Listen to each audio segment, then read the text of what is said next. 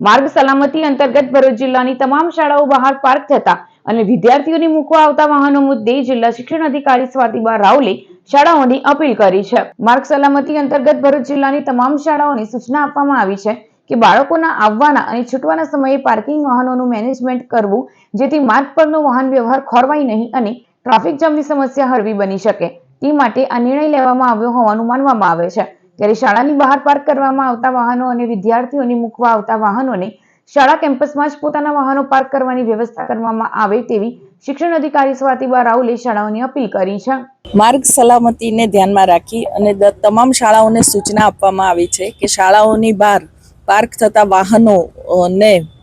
સત્વરે હટાવવા અને બાળકોને મૂકવા માટે કે બાળકોના ટ્રાન્સપોર્ટેશન માટે જે વાહન કે રિક્ષાઓ આવે છે તે રિક્ષાઓ કે વાહનને શાળા શક્ય હોય તો શાળાના કેમ્પસમાં બાળકોને ઉતારવા માટેની સૂચના આપવાની, અને જો કેમ્પસમાં શક્ય ના હોય તો શાળા બહાર ઉતારી અને ત્વરિત એ વાહનો પોતાની જગ્યા છોડી દે તે સુનિશ્ચિત કરવા માટે સ્કૂલોને સૂચના આપવામાં આવી છે, જેથી ટ્રાફિકની સમસ્યાને હળવી કરી શકાય।